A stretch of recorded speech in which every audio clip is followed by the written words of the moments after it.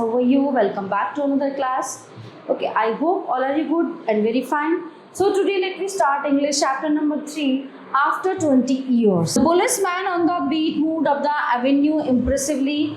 The impressiveness was habitual and not for show, for spectators were few. ठीक है, ये कहानी है जो दो दोस्त थे यंग एज में, वो लोग मिलते हैं, फिर वो मिलते हैं 20 साल बाद। तो वो कहते हैं कि अगले 20 साल बाद हम इसी रोड पे इसी जगह यहीं पे मिलेंगे। तो वो कैसे मिलते हैं after 20 years?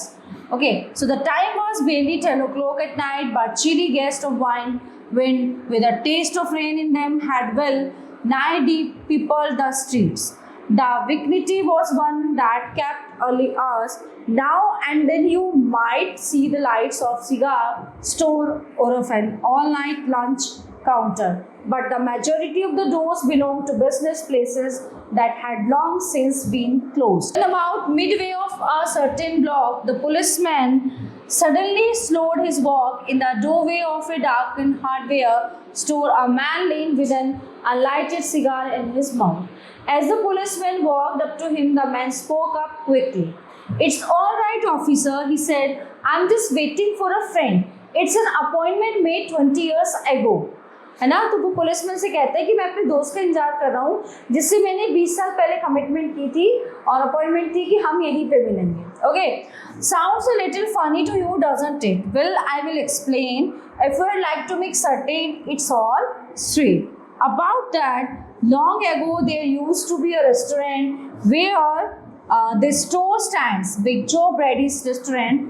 Until 5 years ago, said the policeman, it was torn down then. The man in the doorway struck a match and lit his cigar.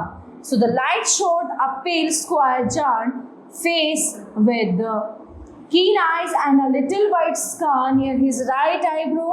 His scarf pin was a large diamond. Oddly said, 20 years ago tonight, said the man, I dined here at Big Joe Brady's with Jimmy, my best chum and the finest chap in the world. So he and I were raised here in the New York, just like two brothers together. I was 18 and Jimmy was 20. The next morning, I was to start for the West to make my fortune. You couldn't have dragged Jimmy out of New York. He thought it was the only place on the earth. Well, we agreed that night that we would meet here again exactly 20 years from that date and time, no matter what the conditions might be or from what distance we might have to come. So we figured that in 20 years, each of us ought to have our destiny worked out and our fortunes made whatever they were going to do. It sounds pretty interesting, said the policeman.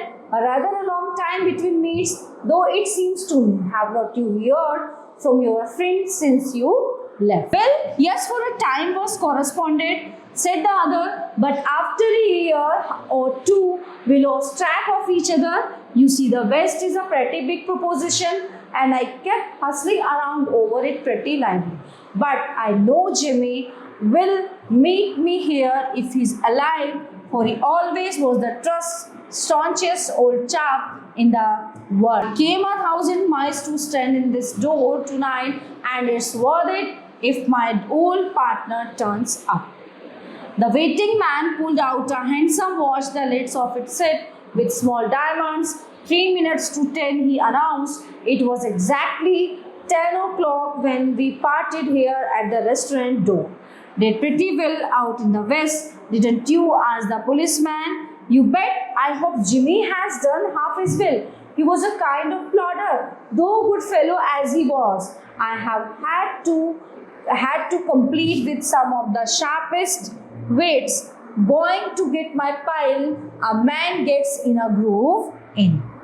Okay, New York, it takes the West to put a razor edge on him. The policeman twirled his club and took a step or two. I will be on my way. Hope your friend comes around all right. If he's not here at 10, are you going to leave? I should say not, said the other. I will give him half an hour at least. If Jimmy is alive on the earth, he will be here by that time. So long, officer. Good night, sir, said the policeman, passing on along his beat, trying doors. As he went, there was now fine cold drizzle falling, and the wind had risen from its uncertain puffs into a steady blow. The few pedestrians in the neighborhood hurried dismally and silently along with coat collars, tan-hide and pocketed hands. And in the door of the hardware store, the man who had come 1,000 miles to fill an appointment with the friend of his youth smoked his cigar and waited. About 20 minutes he waited, and then a tall man in a long overcoat with collar turned up to his ears hurried across from the opposite side of the street. He went directly to the waiting man. Is that you, Bob? He asked doubtfully. Bob, क्या ये तुम हो? Is that you, Jimmy? क्या तुम Jimmy हो? Jimmy Wells हो?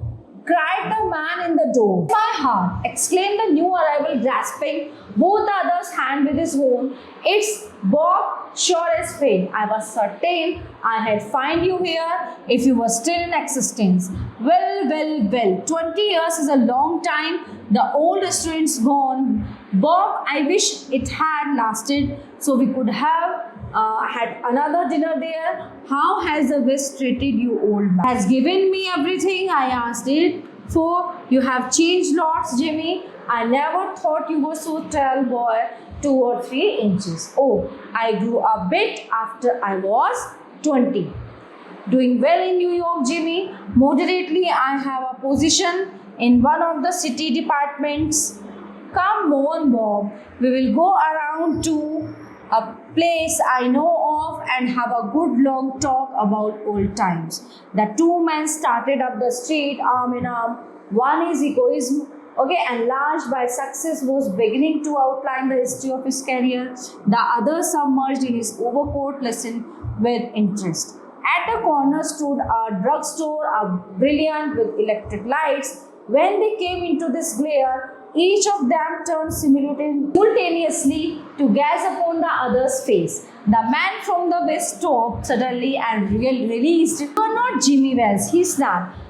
20 years is a long time, but not long enough to change a man's nose from a Roman to pug. It sometimes changes a good man into a bad man. है ना? कभी कभी जो है एक अच्छा आदमी जो है बुरा बनने में टाइम नहीं लगता उसको. Said the tall man. You have been under arrest for 10 minutes, Silky Bob. तुम 10 मिनट के अंदर जो है गिरफ्तार होने वाले हो. Going quietly, are you?